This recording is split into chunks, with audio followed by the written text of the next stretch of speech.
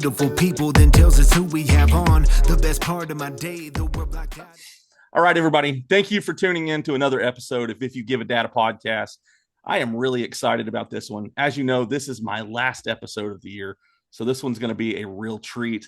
I told my guest that I saved the best one for last. She is a former actress and model. She is best known for her portrayal as Pippi Longstocking in the 1988 film, The New Adventures of Pippi Longstocking. I am talking about Tami Erin. How are you doing tonight? I'm doing good. How are you? I'm doing great. I am very excited to be able to do this and talk to you tonight. Thank you. Thank you. Me too. I was looking forward to this. Yeah. I been out here, trying to get all my stuff together and make sure that I'm all ready. So me and you actually first met just a few months ago at HallisCon in McAlester, Oklahoma. We got to have a little fun there. We had a great time. Me and my friend Nick from Original Geek. We got to go to dinner, have some gelato. We had a great time. Yeah. So yeah, it was a good time. That was a really fun show. I had a great time there. Definitely. It was when we got there, we didn't realize how big the space was that we were going to have. And so we had to get kind of creative with how we had, because I had brought in my sign, and then he brought his sign as well. And so we were like, well, how can we make this work to where, make the best of the area that we had. So yeah, but that was a cool show. I'm glad that we actually got to go that one. If I hadn't went to it, I wouldn't have got to meet you. So, it turned out good. Yeah. Yeah. And what a cool town. Oh my God. I fell in love with that store, Pink Pop. Yeah. Yeah. That's where we got the gelato at. Yeah, that's where we got the gelato at. Yeah. I got a lot of like interior design inspo from that store. Yeah. Well, you kind of do some stuff with clothing lines and stuff like that as well, don't you? I do. Well, yeah. So I'm wearing Shop Pippi right now. Yeah. You guys can go to shoppippi.com for that. But I've been designing clothing. My first company was when I was 23, and it was called Free Love Clothing. It was crocheted clothing made in Cyprus. Okay. Some of it even hand crocheted. And the way that I wound up with that company is I met George Giorgio, who had a ton of these stores in the malls. Giorgio with the U is like women's wear, is kind of like Ann Taylor. Mm-hmm. And so he learned that I wanted to get into fashion, and he had a ton of this crocheted clothing. And so he kind of mentored me and helped me to begin getting into that and wholesaling it and beginning into design and all of that. And then I've had other lines, one of which was sold all over the world, a collaboration with LaFine Clothing. Mm-hmm. That was Pippi Longstocking inspired. And now you can buy all my stuff at shoppippi.com, which has a full line of women's, men's, babies, the whole deal. That's so cool. I mean, it's funny how, you start out with one thing and it just grows like that. I love that, that's really cool. So I kind of want to just jump right into some of the stuff that I have here tonight to kind of talk with you about this. So did you grow up reading any of the Pippi Longstocking books, or did you get into it once you got into the movie? And I saw the first book in the library, and I think it was second grade when I found it in the library, and I just saw her standing on her head in one of the drawings. Yeah. And I thought, oh, she's just like me. So I checked it out and I read it and I loved it. Yeah. Obviously having no idea that at some point in the future I would be able to, not only audition for the movie, but win the role out of over 8,000. But right. Yeah, I was introduced to Pippi a few years before I had my first audition. Okay. Yeah. Jumping into that, so you kind of had an idea of like, oh, whenever you auditioned for it, you're like, this is a very big deal, because the book series actually is celebrating an anniversary this next year, isn't it? 80th anniversary, I believe. The 80th anniversary of the creation, the first book. Yes. Wow, that's awesome. So, like I said, whenever you got the part for this, what was your reaction to that? Well, it was a long process. Garrison True, who is the casting director, he also found Aileen Quinn, who starred in the movie Annie. Okay.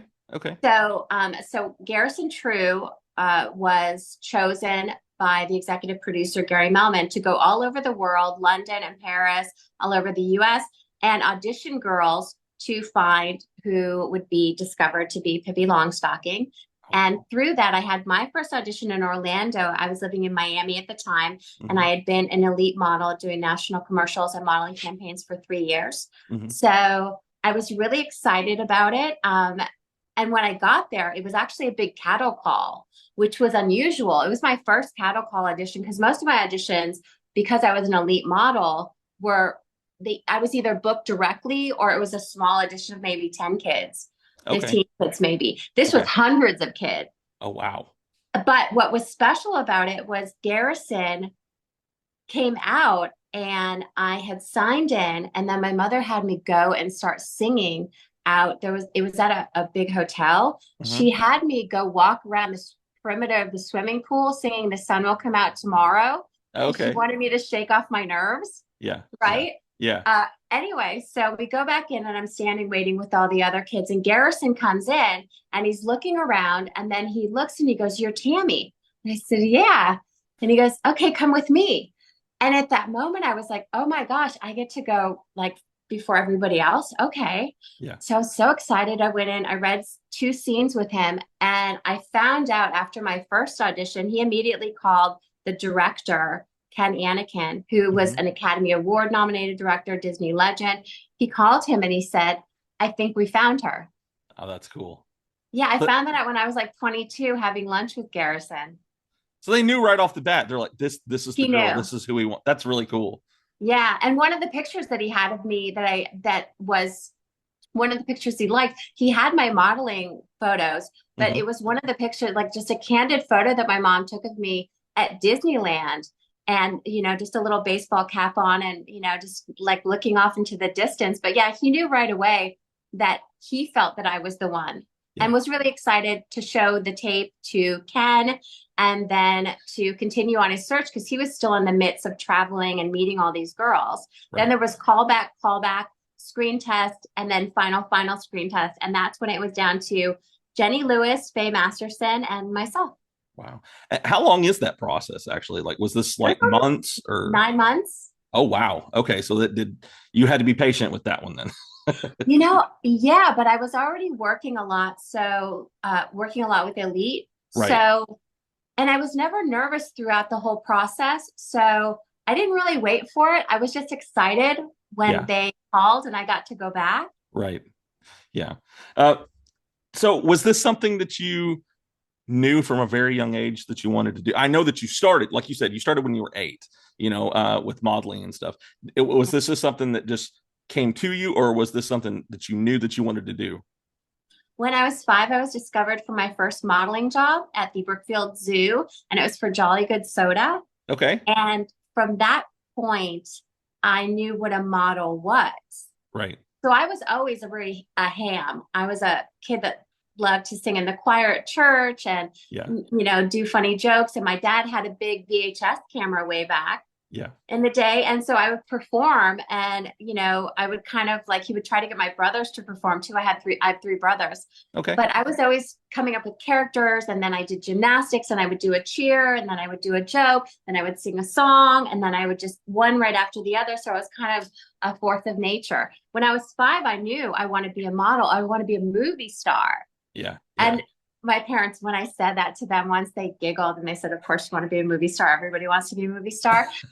So I was persistent, but they said, like, you have to get straight A's. And still, even though my dad was a VP in the beauty industry, so he had an idea about, Tami's a good fit for this. Right. He still wasn't sure if he wanted to do it. And the final, I guess, tipping point was when the beauty company that my dad was VP of, the president, Michael Davis, said, "There's an open call at Elite. You should have Gail take Tami."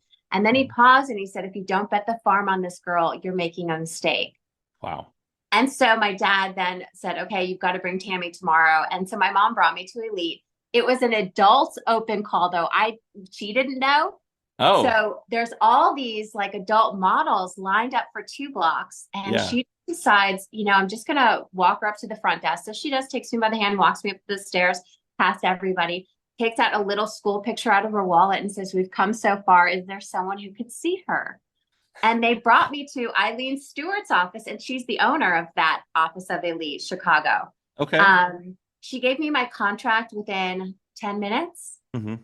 And it was really great. She also, my brother got a contract as well. He wasn't there at the meeting, but it was because of his unique coloring, the red hair and green eyes and all that. And he did a Donkey Kong Zero commercial. But after doing that commercial, he decided he didn't want to do acting, which is so funny. So, but it happened really naturally. And within a week of signing with Elite, I was in People magazine, just one page of me for Texas Instruments computers.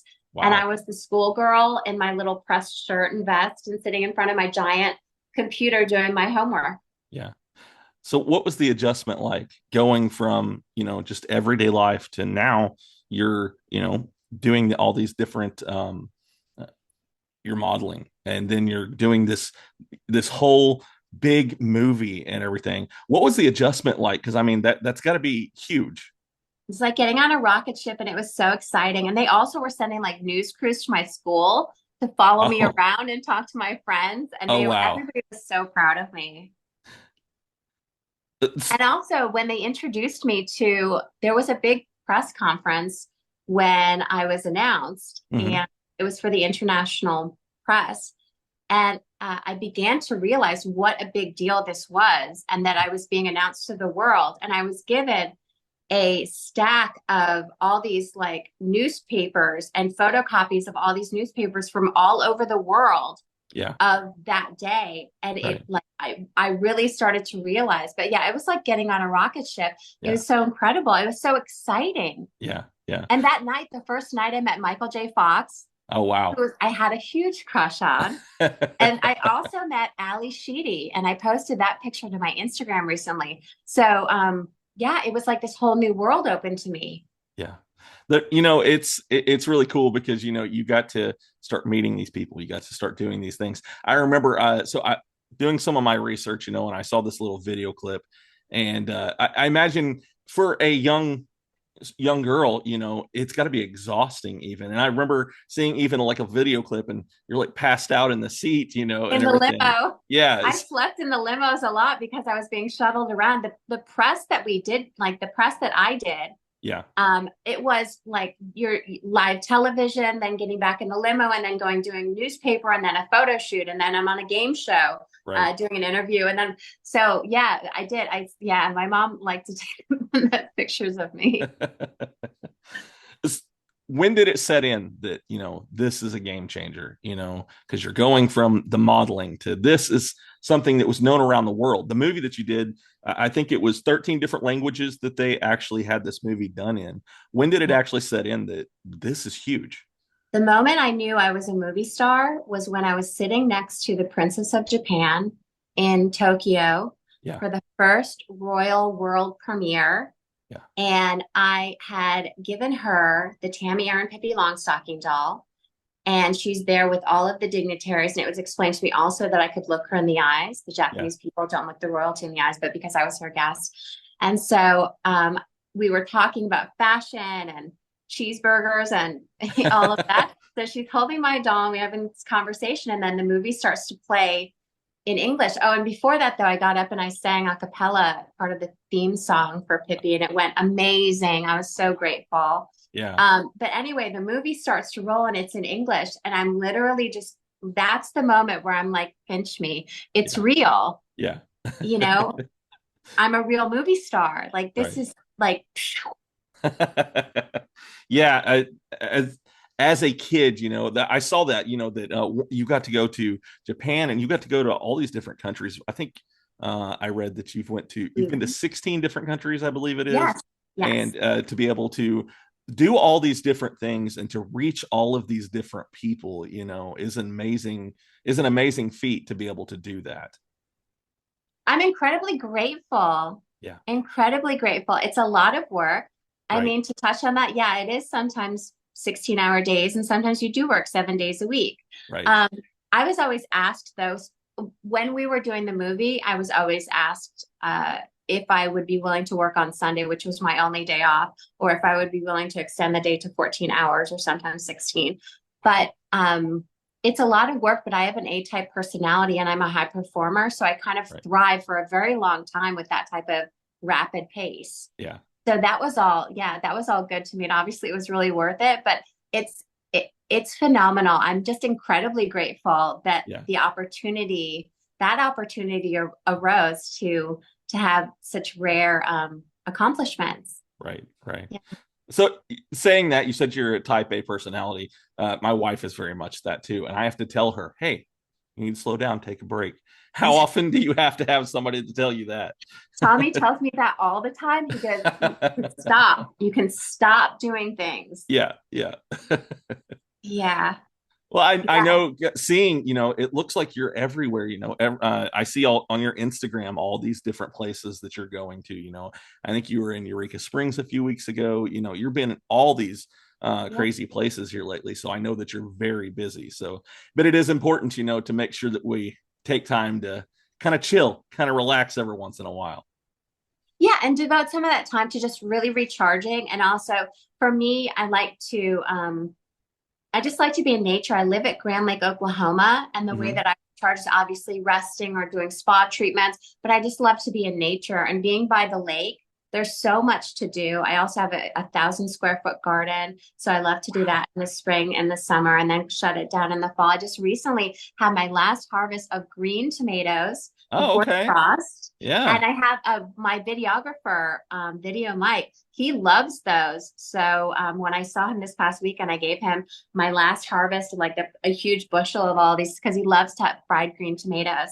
That's cool. Yeah, I have a bunch of it's usually spa treatments, getting into nature, relaxing, watching movies, just chilling for a little bit. But the thing is that I'm always like grasping for more. I'm an incredibly impatient person. And although I work on it, I do allow it to help me to like thrive and keep it going. Right. Yeah. Like you said, it's important to have that, but you want to have more, it's in your personality. It's who you are. So when you said you have a garden, you said it's 1,000 square feet. That is amazing. I love it. Is it is it vegetables? Do you do flowers? What do you like to do? So it's vegetables. It started with, 12 feet by 20 feet was the first garden bed that I had the first year. Okay. And then last year we expanded it to 1,000 square feet plus fruit trees. Okay. So I have a peach tree, a pear tree, and an apple tree. Okay. And with the garden, it's lots of tomatoes. My San Marzanos did incredible this year. I had no idea they could grow to 10 feet tall. Oh, wow. That's big. Yeah. And we have great soil. And I think that's part of it. I posted on my Instagram some of these giant, I had cucumbers that would grow this big. And when they grow that big, you don't really want to eat them because they get a little bit bitter. Yeah. But these are ones that were hidden in the leaves. So I didn't see them. And then I pull out this giant cucumber. My okra, one of my okras is 8 feet tall. Oh, one of wow. My plants. Okay. It's incredible. So it's just a ton of different types of vegetables, melons, cantaloupes growing up the fence. It's so romantic. They're so pretty. Pretty much anything grows in our soil because it's so good. So now I think the 1,000 square feet, I'm super happy with. Mm-hmm. I think in the spring, now that we've got the fruit trees going well, I think I'm going to get some more berry bushes. I think that's something I'd like to get into. And then maybe in the future, an aeroponic tower, if you know what that is. I don't. What is that? So it's hydroponics, but it's a big tower. They're usually about 10, 12 feet tall. And they have a bunch of, so you grow your seeds in the rock wool, you bloom them in the rock wool and then stick them in there. And it has your nutrient in the base of it. And it runs the nutrients up and, down. So you can grow tons of different produce hydroponically in aeroponic towers. Oh, it's a great way to do, it's really great for leafy greens. It really does everything, but particularly I want to do really well with romaine, fresh herbs, basil. I'm really big on pesto. So the leafy greens and stuff like that, I would really love to do hydroponically because I've had great luck with them in the soil, but they only last for a month. I get my lettuces to go great for a month and then they bolt. All right. So I'm interested. Yeah. So I want to get one of these hydroponic towers in the future when I'm ready to expand. Yeah. So my dad actually just started doing fruit trees, and he has 2 peach trees in his backyard now, and those things are growing like crazy. I think he's really close to having fruit on there now. So, they're growing really well. I think it's almost like addicting may not be the right word, but I think it kind of is Yeah. because now I'm like, I want a cherry and I'm looking at all these different types of cherries. Which ones do I want? Yeah. Gotta So have them all. yeah. Well, a food forest is ideal. I really want that. We have 3 acres. Yeah. We've been talking about doing a mini farm, and I grew up with my grandparents. They had a family dairy farm with Hmm. about 80 cows. So I grew up milking cows and driving a tractor and all this stuff. So Yeah. if I were to get a cow, I'd love to get a Dexter, which is like a smaller type of Hmm. cow. Yeah. It's possible that that's in my future. That's cool. My Yeah. wife just wants a cow in general. Like she's always like, "Oh, can we just take that one home with this?" She loves cows. Like our So good. house is decorated in cows. So, Oh, it's really cool, but yeah, she wants one of those little what are they? The little ones that they have, the the Highland Highland. Adventures. Yeah. Yes. Yeah. Yeah, the Jason Crocker, we watch him on YouTube. The Hmm. Crockers have one of those. They're so pretty. They are. They're very cute. Yeah, love So, it.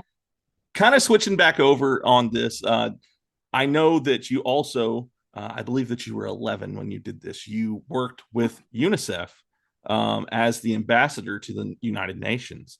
That's Yes. a big thing, for somebody at 11 years old to be able to do that. How did this come about, and how did they present this to you? That came about when the movie was being released when I was 13. Okay. And I was tapped on the shoulder by the United Nations to become a UNICEF ambassador, the UNICEF ambassador, an exclusive appointment to the United Nations, Okay. and to speak for them at World Children's Day about the hunger, education, and wartime issues that children face globally. Yeah. And then also, I did a few more appearances for them in Germany and also one in Sweden. But what was super special about the World Children's Day was that I spoke in the General Assembly Hall to the Mhm. delegates of over 100 countries. Wow. The General Assembly Hall is where the presidents speak. Yeah. Yeah. And so my speech was called Have a Nice Day. And I talked about how children, what they face as far as war torn countries and lacking in education, and what we as a group, all of the delegates, what we can do to help them to have a nice day. It was an incredible honor. Yeah. Incredible. When it was explained to me, I didn't understand what an immense thing that was. And so when it was explained to me, I was so impressed. And so they had me to the United Nations, and I learned about all of the struggles that Mhm. children face. I'm so grateful for that because I had no idea. I Right. mean, I think sincerely, it led me to a lifetime of humanitarian work. I've always helped charities since that time. Yeah. So, and I was for a very long time the youngest in history for World Children's Day. Wow. Wow. So, when they brought that to you, was there any like kind of hesitation towards wanting to speak in front of, because being on screen is one thing, but speaking in front of these people, is a completely different thing. Was there any hesitation for you on doing that, just due to nerves even? No, because like I've always been performing, even before Pippi, Yeah. I never had any acting training. So when I was booking these national commercials and, winning beauty pageants and all of these things, it Yeah. was just from me having natural talent and also an outgoing personality, an outgoing, bubbly personality. So no, Right. I did have help with my script, and I'm really grateful for that. So Yeah. yeah, I was given my script Okay. to work on. I didn't write Yeah. that, obviously. Yeah. But no, I was so thrilled. I was Yeah. just so thrilled and so excited Right. that I was being given this honor. Like the thing is that when I was told, like, Tami, do you know you're carrying $5 million on your shoulders? When these things were explained to me, it Yeah. made me elated. Yeah. It made me like over the moon. Right. Like Right. they're trusting me with this. Yeah. Yeah. So yeah, no, I never got nervous about it. I just was so excited. It just was amazing. And I didn't realize how long it would last. I had no idea it would last this long. Yeah. Yeah. Still going. Still going, probably for the rest of my life. Exactly. Exactly. Who would you say are some of your influences? Growing up, I loved Meryl Streep. I saw her in Out of Africa, which my mother dragged me to. Okay. And from that moment, I realized like, oh, wow, that's what an actress is. Yeah. Um, let's see. Who else? I love Matthew Broderick and Ferris Bueller. I thought he was really great. And Julia Roberts has always been someone that I always admired as like the ideal. Yeah. Yeah. I get that.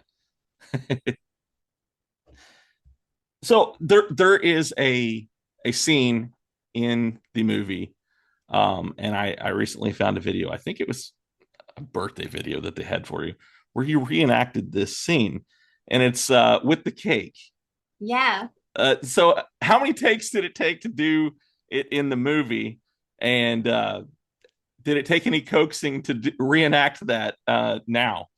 No. So in the movie, it was 2 takes. Okay. And it was because, so after the first take, and I don't know which one we used, I was told to really smush my face into it so that my nose touched the plate.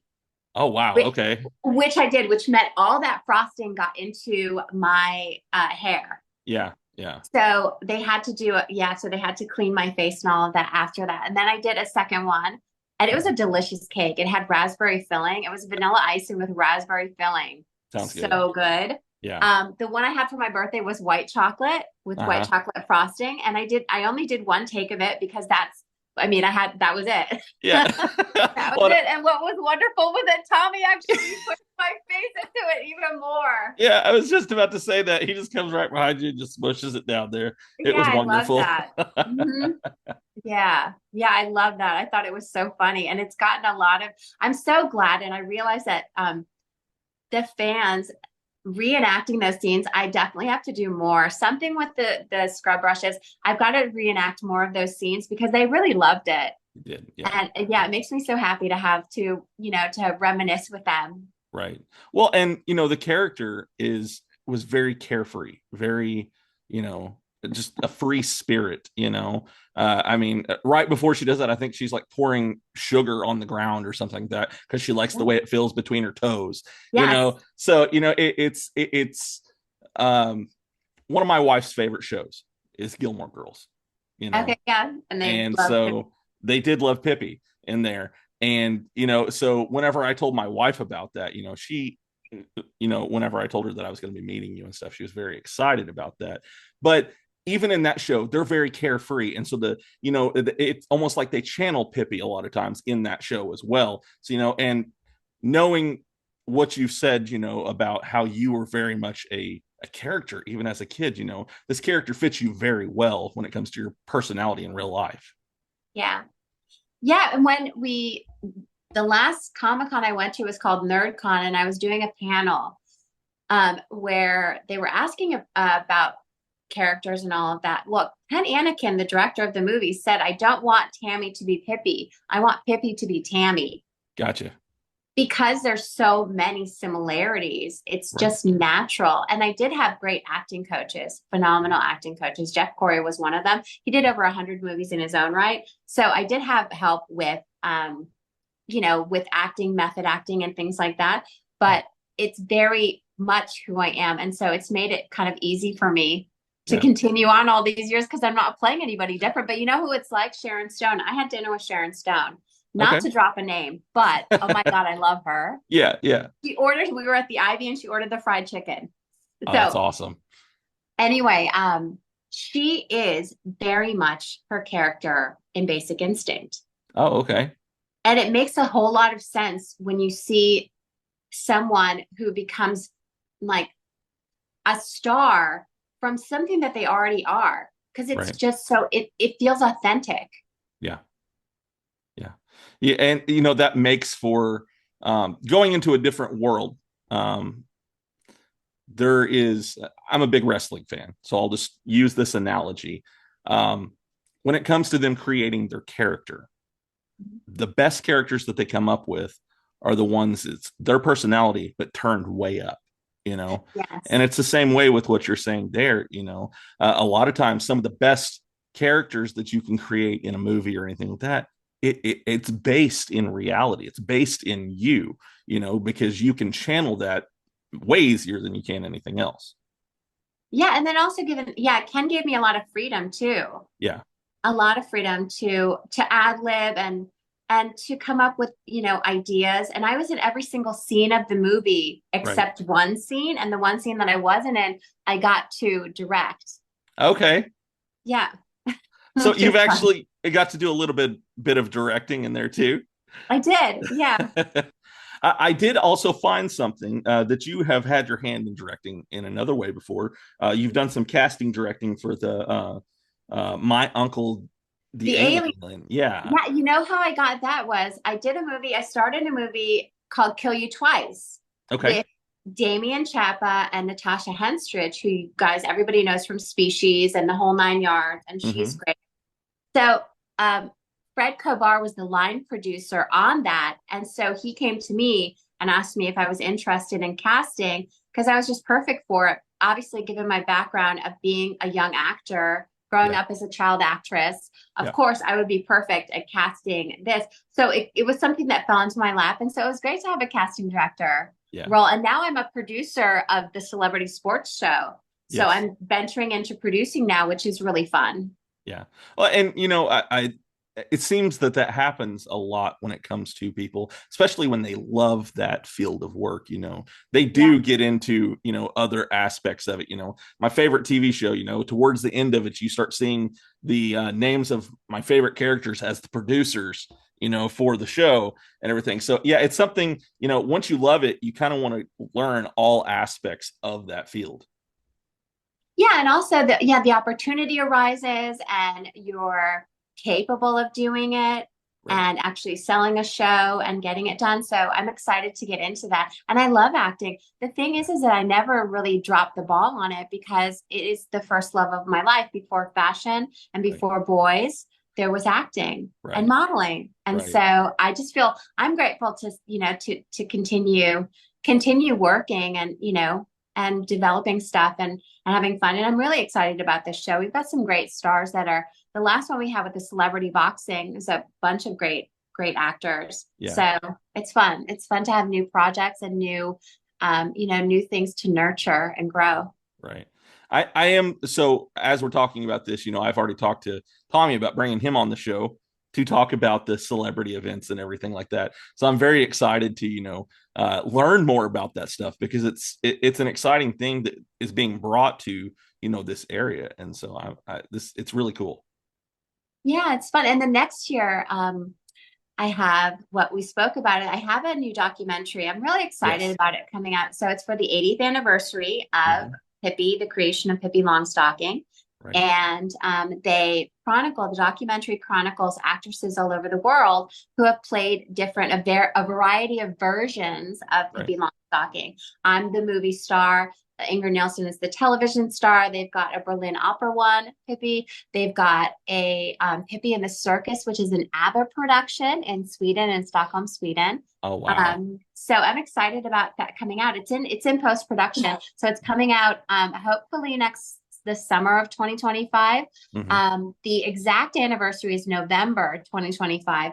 As soon as I know where it will be streaming or when the release date is, I'll put it on my calendar. And then also next year, I have the U.S. tour of movie screenings of the new Adventures of Pippi Longstocking to celebrate the 80th anniversary. Wow. So you're going to be really busy, it sounds like, this coming year when it comes to... Always. And that's why I love it. Yeah. So how much were you involved in the making of this documentary that's coming out? They were with me for about a week. They flew in from Sweden. They're a Swedish film company called Pink Dolphin, Maria and Luve. And so they flew in and they were with us for about a week. They went with me to a movie screening that I had at the Outsiders House Museum, which I mentioned before is in Tulsa. Yeah. And they did a movie on the lawn of the new Adventures of Pippi Longstocking. I had a monkey. Oh, cool. For that. Yeah, I had a spider monkey named Lola. for that, That's which was awesome. very special. Yeah, Tommy has a friend named Safari Joe, and he's got all these beautiful exotic animals or access and friends that have them. And so, yeah, I was able to have Lola there for me to hold while I signed autographs and took pictures. And then I watched the movie with everybody, and I did a commentary afterwards. And it was just a great event. Then they went with me to, at the time, I owned an Airbnb boat called Pippi's Hop Toad. Okay. And so they came and they filmed that. They filmed my boat and they, my Airbnb, and I told them all about it. And they filmed Grand Lake. We took them all around, filmed a bunch of things in Tulsa. They were in my house for, I did a bunch of interviews, showed them my garden. We did interviews everywhere. We had the best time. That's We cool. really created a great friendship with them. And we sent them back to Sweden with a ton of memorabilia. Right. My stuff from my store shop, Pippi. Yeah. Yeah.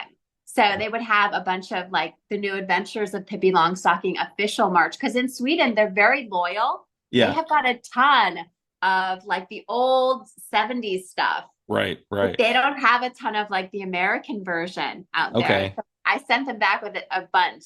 So they've got plenty now.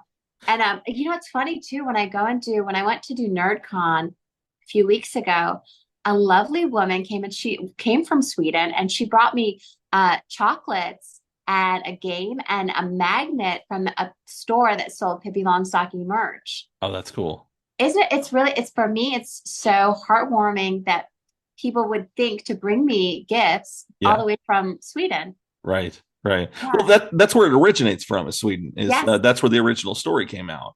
I actually didn't know that. I thought it was an American story, until I started researching this more. And that's really cool that they came that far to give you something like that. That is really amazing. Yeah, it was amazing. Yeah, it's really sweet. So we're kind of going to talk about conventions a little bit here, because you brought that up. What would you say is probably, you've brought up that the one that you just said, but what would you say is your favorite? Would you say that's your favorite moment that you've had in a convention? I go to so many of them, and there's different. Yeah, I go to so many of them, and they're all different. Like learn some of them. I learn. So, for example, the OKC Pop one, I love. That's Oklahoma City. Yeah. And it's a great convention, and I loved it. Who was across from me was Johnny Hung, who is one of the original Ninja Turtles. Yeah. And he has a setup where he's his own, like his own Comic-Con. Yeah. His setup is so massive. He brings the whole Cowabunga factory. He's got 4 dancers. Yeah. He sets it up so there's like a huge line waiting for him. I learned a lot from meeting him. He also owns Bell County Comic-Con in Texas. Okay. So now that I've been doing this for about a year and a half, I'm starting to meet all of the people, the actors who have now gone on to do their own Comic-Cons, or I've met actors more than once at different Comic-Cons, and I'm starting to become part of the circuit.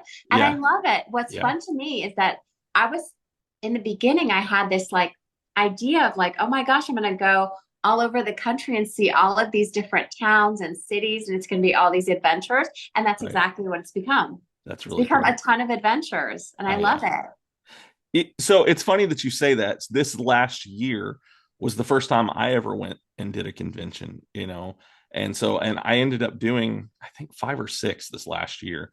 And it was an adventure. Like you said, I got to meet all these really cool people, and I got to, interact with them and bring them even here on this show and everything. And I love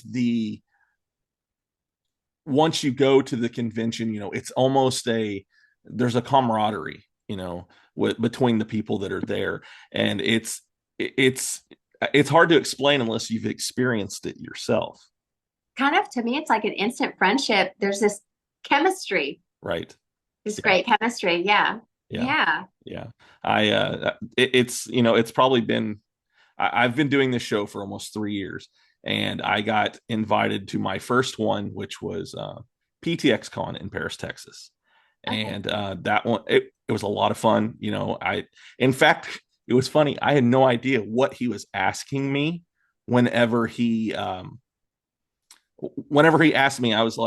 He was like, so what, do you have anything going on these dates? And I was like, why kind of deal, and then he told me, I'd like to have you come out to be part of this con. So, it was a really cool thing that I've been able to do. And I am very excited to see what's going to happen next.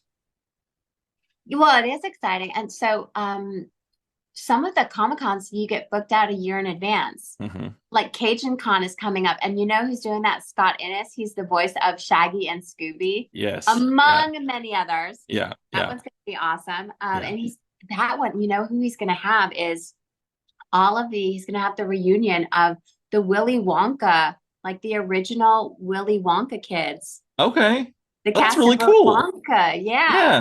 Yeah. I've got one that so we have one here, Northwest Arkansas Comic-Con, and they had the reunion of all of the voice actors for the 1980s Teenage Mutant Ninja Turtles cartoon, which is what I grew up on. And that was really cool to see. I'm loving that they're bringing, parts of my childhood back and doing these reunions and things like that at all these different cons. Yeah, so recently, we have Branscombe Richmond getting involved with celebrity sports now. My light, one of my lights, just so you know, it keeps, it's coming on and then it's going out. So anyway, just in case you're curious what this is. Oh, you're fine. I'm going to leave it.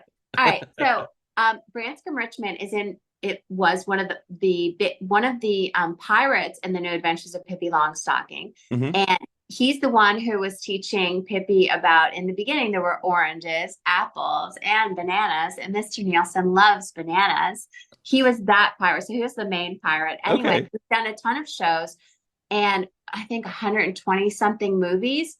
And you would know him probably from Renegade as well, that TV show with Lorenzo Lamas. He's coming on as a host for celebrity sports. And we're also putting together, figuring out how we want to do a reunion show, because I found, so we have Branscombe, John Shuck played he played my dad.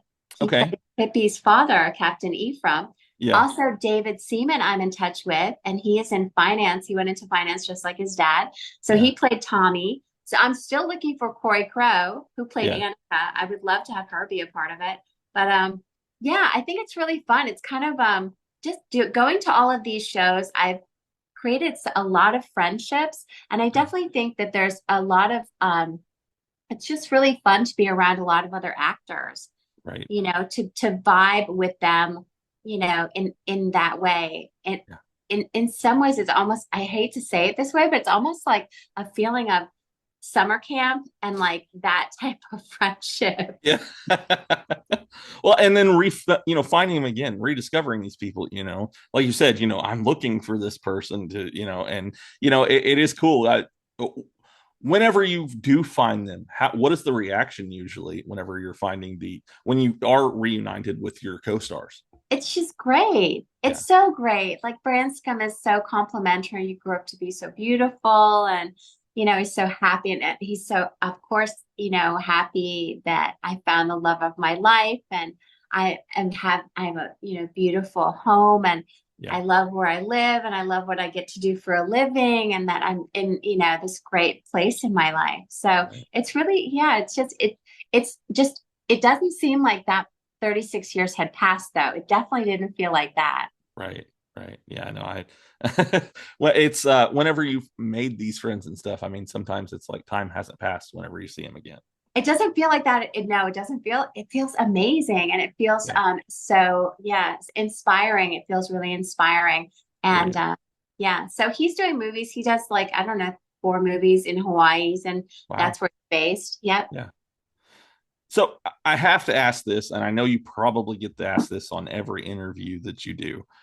When it comes to the hair, how did they keep it the way that it was? It was similar to coat hanger wire. Okay. So everybody who's done it that way, they did it. They got it. They at least used something kind of like the right material. It was coated so that it wouldn't break my hair as it went through, because it was actually, my hair was braided first. Yeah.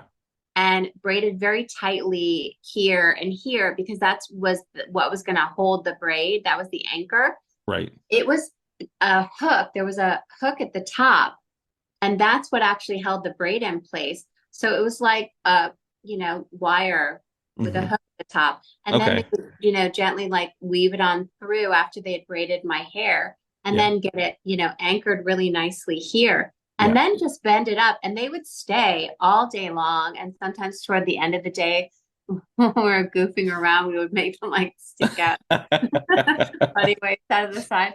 But yeah, it's similar to coat hanger wire, and that's what you would do. You would just measure the length of your braid to where the rubber band is, Yeah. and then leave like an extra 1.5 inches, and that's the part that you bend into the hook, and then you just weave it on through, and that'll get it going. I have a bunch of braids coming in for that parade. Okay. Everybody dancing around. I have a bunch of like cosplay dancers. Yeah. And they're wearing braids, dancing around in the, around my float. Oh, that'll be cool. That'll be really cool. Well, I know that you actually, with your setup for cons, you actually bring one that people can put on and everything. I remember seeing that whenever I met you. And how often do people want to try that on? Is it usually most people that want to try it on? Most people want to, because it's the experience. Right. The reason I bring the costume and I have the braids and the pirate hat is because I want them to have that feeling to dress up as Pippi and to have the experience. Yeah. Yeah, to make it memorable. Yeah, that having an interactive experience, is always better. It's more memorable, like you said, whenever you can interact with the person that you're, they're talking to. Yeah. So we're actually coming up close to a close on this. I do have a couple more quick questions for you before I get you off of here. Do you have any advice for somebody who maybe, if they wanted to jump into a business like this, what was a piece of advice that you wish that you would have gotten? The most important thing, it's not so much advice, but the most important thing that I had was I had great mentors to guide me. And I think that is the most important thing, is to have mentors. Get yourself a good acting coach. If you truly want to be an actor, get yourself a good acting coach, get yourself a reputable, proper SAG-AFTRA, meaning union, SAG-AFTRA, Screen Actors Guild agent to represent you.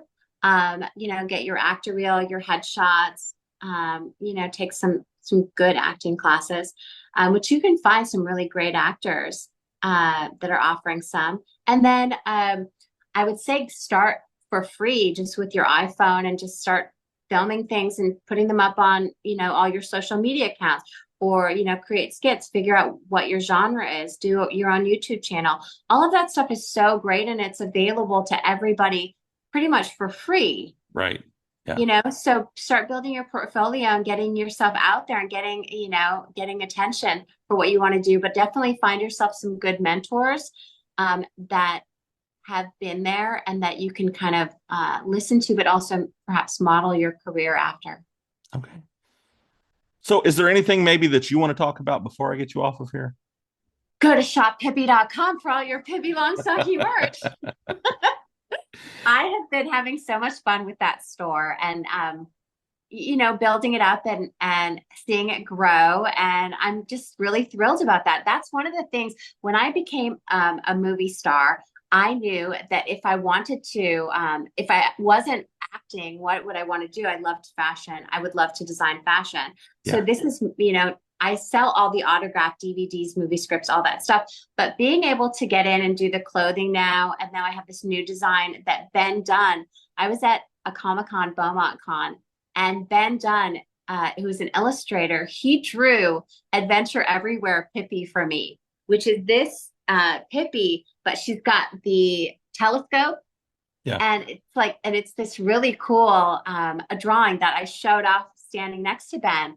And it was such a beautiful gift that he gave me. So I am getting all my fashion design, energy out through designing all the clothes and all that stuff for Shop Pippi. So that I'm excited about. I also have my videographer, Tulsa Mike, who's been following me around for the past year, because I think that there may be, I'm super excited about I Am Pippi. And when we were filming it, because there's so much to my story, the guest of royalty and, king and queens and United Nations and all of this stuff, there may be a place for me to do a documentary just about my career. So I do have Video Mike. He is coming with me and following me around and filming all the things that I'm doing, the speeches that I'm doing in the galas and the parades and the Comic-Cons. And stories and all of that stuff. So it's possible, I don't know when, but it's possible that I'll have my own. And then also, of course, I have Celebrity Sports, which Right. I'm thrilled about. And he has some really cool athletes now. Yeah. I met Miranda Maverick, who is one of the top 15 UFC women's grapplers, jiu-jitsu, in MMA fighters in the world. Thank you, UFC fighter. And so I met her. She's going to be in there. And also Ice, if you know American Gladiators from back in the day, that woman looks so amazing for her age. You can see her also. She has a deal with V-Shred. So you'll see her in a bunch of their commercials too. She's amazing. I'm really impressed with her, but she's part of it. So, I just have a bunch of new projects and new fun stuff to do and, cool stuff. But you can always go to TamiErin.com and see all of my meet and greets, movie screenings, shop Pippi. When I have press come out and I have like a personal interview or news article, all that stuff, I always splash up there. So, just a bunch of new stuff. And next year, though, is going to be nonstop work, and I'm like living for it. And if people want to follow you online on social media, how can they do that? You can find me at TamiErin.com, TamiErin.com. All right. And that has all my links, all of your links. Shop Pippi, all the stuff, the tour and everything.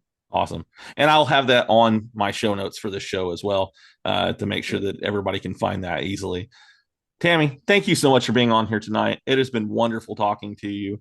I will talk to you for a few more minutes after we end this recording, but we're going to say bye here for now. And once again, thank you so much. Thank you so much for having me. This has been really fun. Definitely.